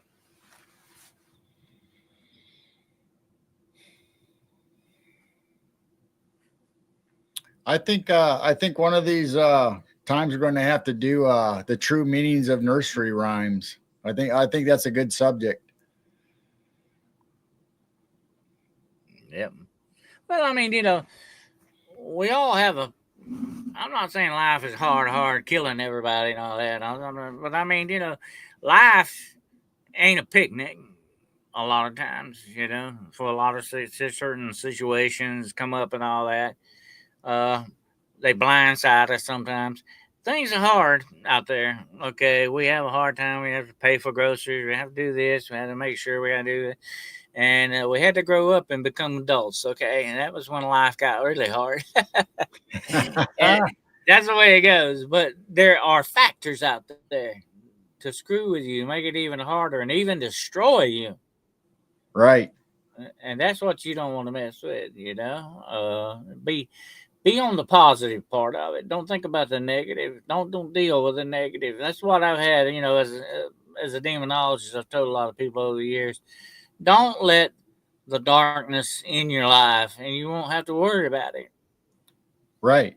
I You mean, know, and just like you said, I mean, it's hard enough to go through life just the way it is because you have outside forces squeezing you in, trying to contain you, trying to control you. So don't give your energy, your spirit, don't give that force, that life to things that are going to hurt you or affect you. I mean, like I said, you got to protect your mind, body, and soul against these things. that's very true. And we can't let the fear rule us. That's what they use against us. They use that fear against us, fear and negativity, to create the things they want to feed off of. So we need to stop that. We need to cut that. We need to cut that tie on that, because that's what they're up to. They're wanting to feed off us, just like parasites. You know what I'm saying? Yep. Like ticks or leeches or something like that. They're feeding off us. They're mosquitoes. You know how much you hate mosquitoes. Anyway, that's what they're doing. They're feeding and using us for that, and we need to stop being. And we stop that by taking care of the negativity, because that's what they want. And we got to get on the positive side of stuff. Stay on that. Look at life and deal with it in a more positive way. It will give you power. You know what I'm saying? To Absolutely. stop a lot of this stuff and live a better life. I had a lot of people come to me, Gerald. Listen to this. They come to me and say, "Oh, I think I got a curse on me. This bad thing is happening. This happened. This happened, and all this stuff." And I don't even have money to buy my drugs with anymore and everything else. I said, "Whoa, wait a minute here, you know, Ah, wait a minute here, you're doing something bad. You're messing around with these drugs, you're screwing your life up, and you don't know why." Okay. yeah. You need to address this problem. I said, that's the root of your problem. It's not the demons. They're using that. But you're allowing that to go on because it's Absolutely. what you want to do, and it's a negative thing.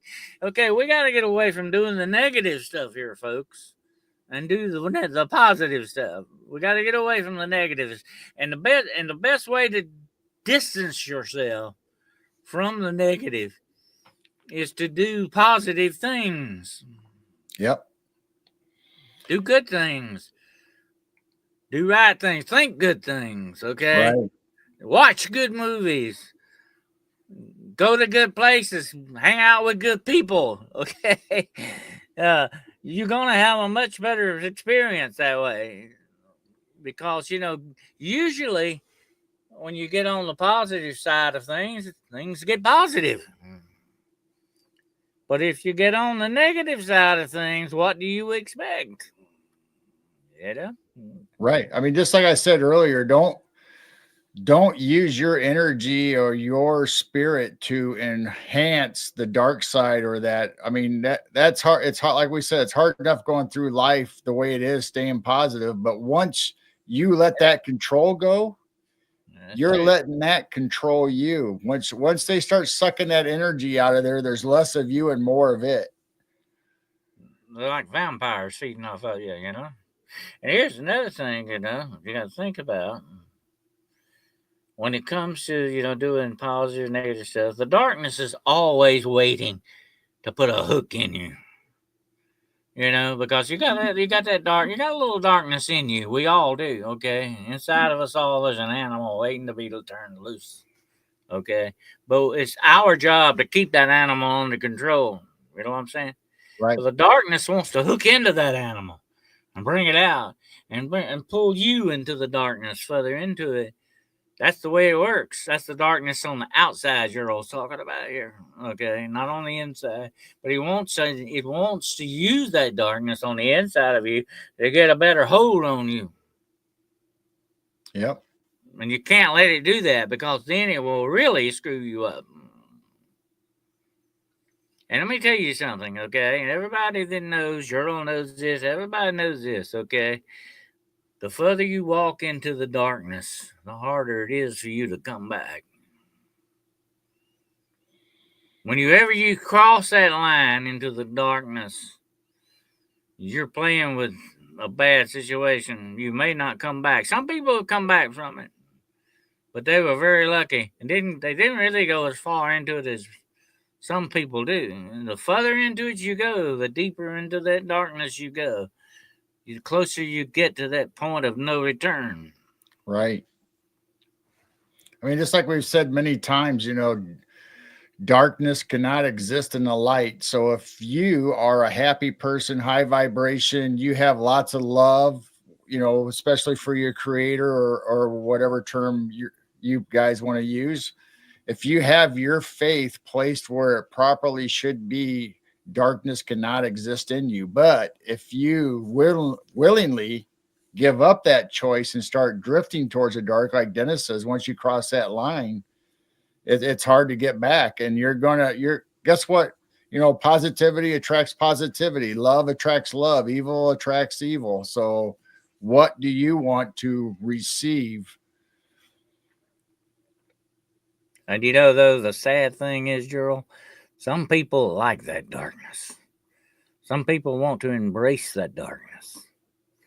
And that's not good because it will change them. It warps you. It screws your mind up. It messes you up completely.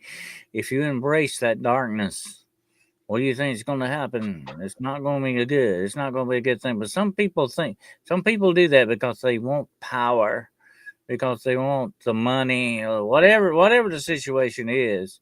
They don't Right. understand what they're dealing with here. And let me say something to everybody out there listening tonight, okay? Stay as far away from that darkness as possible. Do that and you'll have a better life, okay? And like Gerald said, don't let that darkness inside of you overwhelm the light. Let there be more light in you than darkness, okay? And because you got to distance yourself from that, from the thinking, the thoughts that goes with it, the people that go with it, the situations that go with it. Distance yourself from that negative stuff as far away as possible as you can get, and you'll have a much, much, much better and happier life. You'll have a more peaceful life. Because once you get around that darkness starts messing with you, it sucks all the peace out of you. It sucks all that light and goodness out of you. And it's never Or happy. it messes you up. Yeah, bad. You don't want to go that way. It's never happy. No matter how much you give, it always wants more. It will never stop. Yep, it never stops. It never stops until you're destroyed. That's the way it goes, if you let it. So that's why I'm telling you, that's why Gerald and I are saying tonight, you need to stay as far away from that as possible. Don't let that be in your life. And don't let people that have that attitude be in your life. Don't be a devil's advocate. Don't always take the side of darkness, my friends. Don't do that because it'll suck on you better that way. You know what I mean? When you start doing it in your mind, it really gets you. Okay. So you need to stay away from that attitude. That's the thing of the mind, too. You need to think better thoughts, more positive attitude on things. If you don't, the darkness is going to invade and take over. And I have seen that happen, folks. We call it demonic possession, okay? It takes over, takes over. How would you like it today if somebody come into your house and just took your house away from you and just started living in your house, doing what they wanted to, and didn't even mind you being there? That's sort of a form of demonic possession. And that's the way the demonic does you. It first overcomes your mind, and then it takes your body and then your spirit and your soul. That's the way it works. Yep. Okay. It destroys you as a living soul. But where does it start, Gerald? It always starts in the mind. It starts working on the mind. Okay. That's your intellect. That's you. Okay. And that's where it starts working. Okay. That's where spiritual attacks begin on the mind. Just like you talked about earlier, that three, that holy trinity of the body. That's what it starts working. The first one it starts working on is the head. Like, God Right. is the head of the Trinity. Okay. That's where it starts. You are the head of your own Trinity, too, so to speak. Okay. Right. And that's where it starts working on you. That's where it goes first. That's where it gets you with all these demonic philosophies and all these teachings that are wrong, and all these religions that lead you into the wrong direction. That's where it gets you. You know, that's why I'm. You and I, Gerald, both the same way against religion. That's man-made stuff.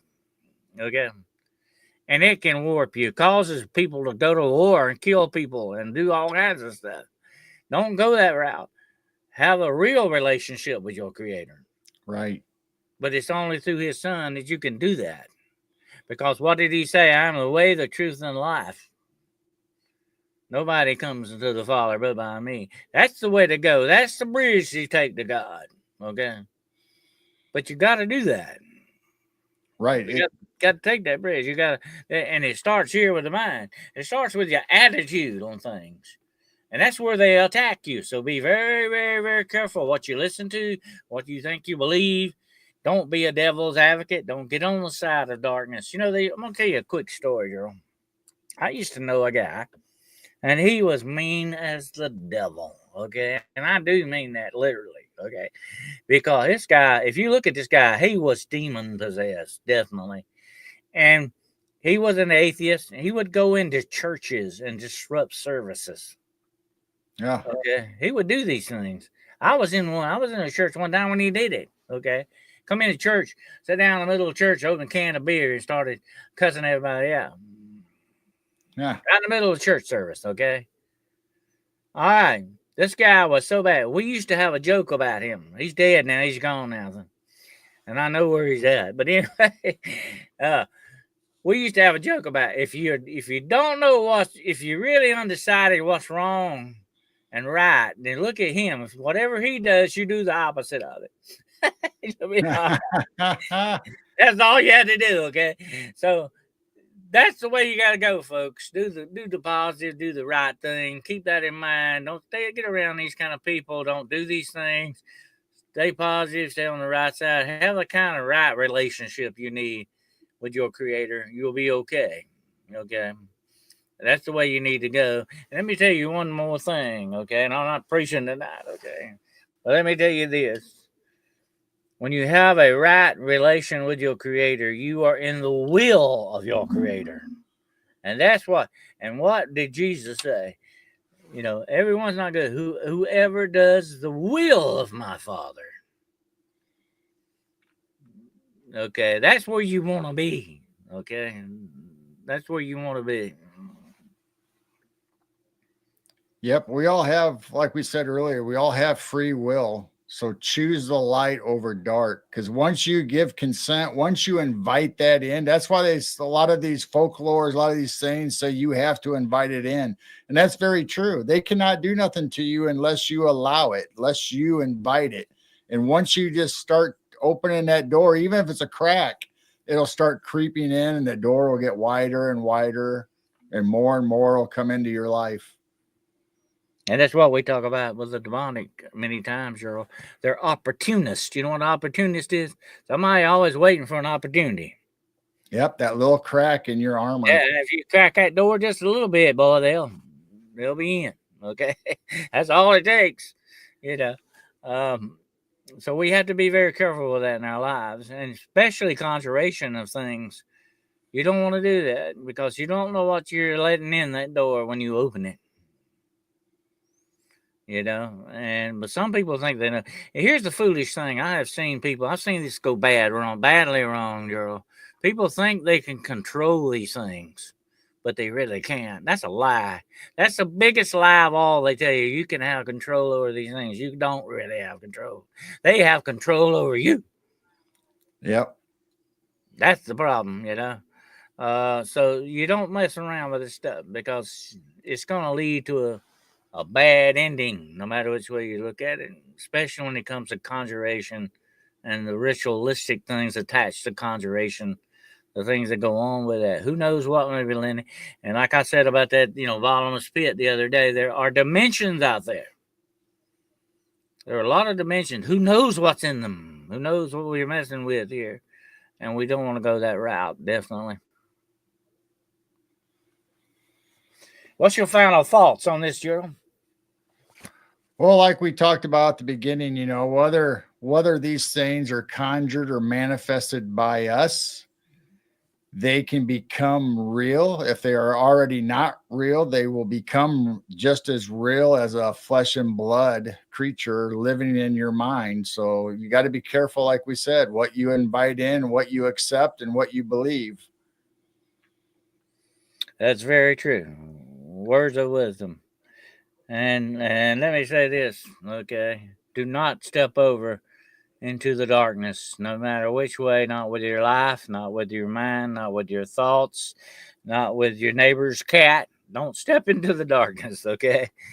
Don't do that, and you'll be all right. As long as you stay away from that darkness and that negativity and get into the more positive and high vibrational aspects of our universe, you will have a much better life. I'm not going to say everything's going to turn up roses and you're going to get $1 million tomorrow from the lottery. I'm not saying that. I'm saying you will have a better life. You'll have peace of mind, and peace of soul. Okay, peace of the spirit that you need that helps you deal with life in general and things that may happen to us in the future. We don't know what's coming down the line, Right. but we can make ourselves better ready with the armor of God on us. Definitely, that's what we need, and we need that armor of God. We need that shield around us, and one way to keep that shield vibrant and better is that good thoughts and positive thoughts behind it, and positive things that you do with your life. Okay. And like Gerald and I both said earlier, you stay away from that negativity as much as possible.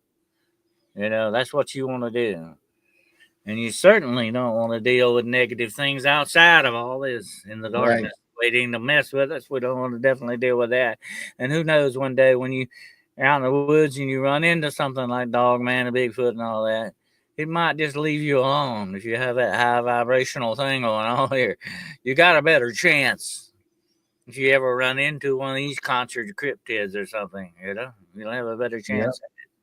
I mean, we're not saying that, like Dennis said, everything's a bed of roses. I mean, we all know everybody's going to go through trials and tribulations. This like we have experienced in our lives growing up and seen our parents and everybody else. You have your lows and your valleys, and you have your highs and your peaks. So God never wants you to stay down in the valley. He's always wanting to lead you out and bring you just like the Israelites in the desert. He wasn't going to leave them in the desert. They had to go through a trial and tribulation to reach the other side. That's very true, Gerald. God wants you to stand on the mountaintops. That's where He really wants you to be. And when we sometimes though we get in the valley, but that's life. There's an old saying. It rains on the just and the unjust alike. Well, get ready, folks, because it might start pouring on us too. Okay, and we need to be ready for that. But like I said, don't live in fear. Don't let the fear have a hold on you. Don't be fearful of these things. That's part of faith. Faith is the enemy of fear. Okay, always remember that. And if you have faith in your Creator, and I have seen it work many times, not just with prayer. I'm talking about faith in action. You know, when you got that working for you, you got a strong shield there. Against this darkness and this negativity. So don't forget that. It's very important. I know we all have bad things. I've had people ask me, why do bad things happen to good people? Bad things happen to everybody. And good things happen to everybody too, by the way. Let's look Right. on the positive side of it. Yep. Good things happen to everybody too. It's not always raining on you. It's a sunny day. But we have to be careful because sometimes life will pee on your leg and try to get you to believe it's raining. You know, that's just the way it goes. That's a big thing to overcome, is always concentrating on the negative. I mean, you don't sit there and ask God or Jesus for things to always get you through bad times. You should praise Him during the good times. Look at how many good things have happened in your life compared to the bad things. That's exactly right, Gerald. You pray for strength. You don't pray to remove the situation. You pray for strength because the situation many times may be a test. You know, it may be that way for a reason. So you pray for strength and endurance through these things, and faith. That's what faith is all about. That's what carries you through. Well, this has been a fascinating show, Gerald. It's we're coming up on 2 hours here. You got Oh anything yeah. planned this week you want to tell the folks about? We have a show Wednesday night, which is the Night Owl Lounge. We'll be hanging out, goofing around in chat, talking about all kinds of subjects, doing probably a cryptid report and a UFO report, and maybe show some of our 24/7 cameras if anything's going on. And then Sunday, we have a guest coming on that has been on several shows and have written articles in Bigfoot Chronicles. And so we really look forward to talking to her this Sunday at 6 p.m. Central. That sounds good. Well, I have to check that out, definitely. Well, this week, of course, at 9 o'clock p.m. Eastern Standard Time, Wednesday night, I got something special planned for Hunting the Shadows. You don't want to miss this one. And then Friday night, Paranormal Point of View with my good friend Bigfoot Dwarf. That's my man in L.A. We're going to be talking about some very interesting stuff on Paranormal Point of View Friday night. You All don't right. want to miss it. And I Yeah. think maybe this Sunday I will also be doing that show with the Duchess. Tea Time with the Duchess, Danielle Diva Borzon. So I'll let you know, though. Find out about that. We'll definitely keep. And here's another thing I want to tell everybody. Don't forget to check the Facebook of Mr. Gerald Fountain and Mr. Dennis Carroll. Okay, we have Facebooks, by the way, folks. Yes, we do. Yep. So check them out, okay? Because we post a lot of interesting stuff on there. All right. So don't if you're on Facebook, check it out. Yep. Join our Facebook groups. I have Midwest Night Watchers. Dennis has 3 or 4 groups, I think, for his tracker society. And yeah, I've got the Legend Tracker Society. Yeah.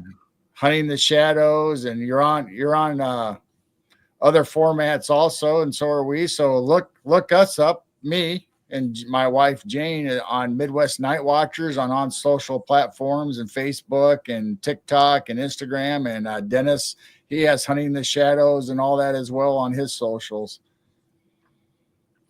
And of course, I have a Patreon. If anybody wants to join that, you might want to check out the Patreon for Hunting the Shadows. Also, of course, we have our YouTube group, Shadow Hunters.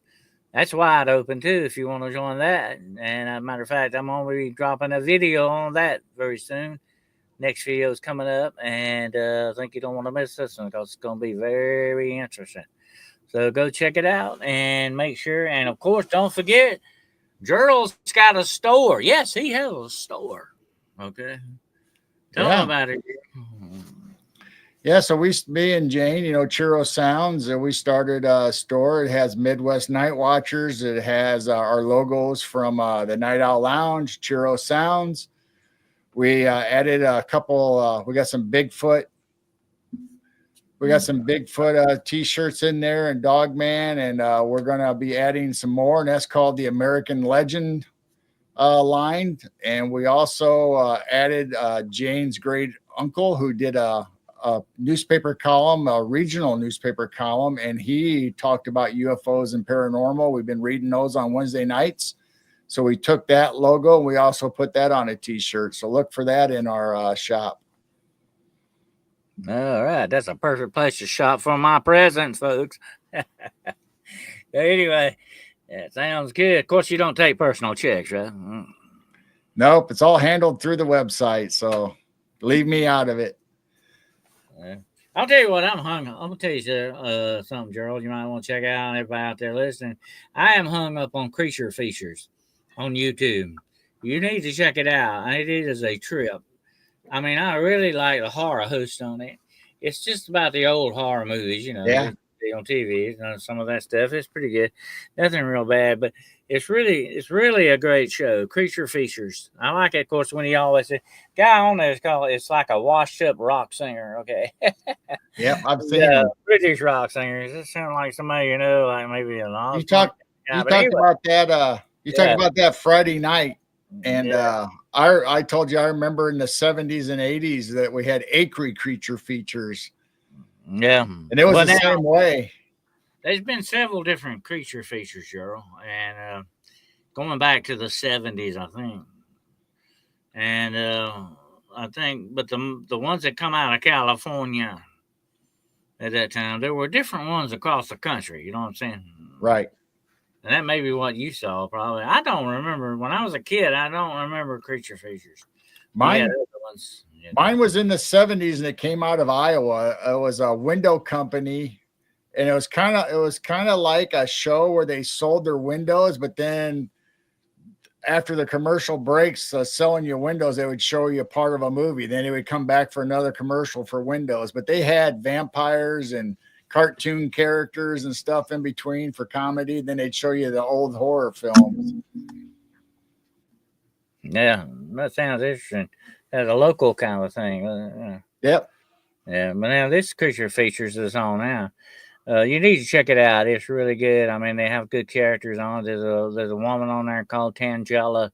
She's sort of like a homicidal maniac kind of gal. and then he has this butler, which insults him a lot.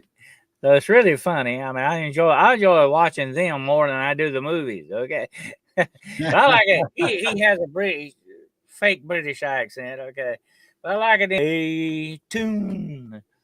Yeah, I might have to start doing that on my show. And I stay tuned. Okay. Yep. But anyway, See you next you're not time. watching this trip. And like I say, it's free. Okay, it's free. Yep. Go check out Creature Features. And tell them Dennis Gerald sent you.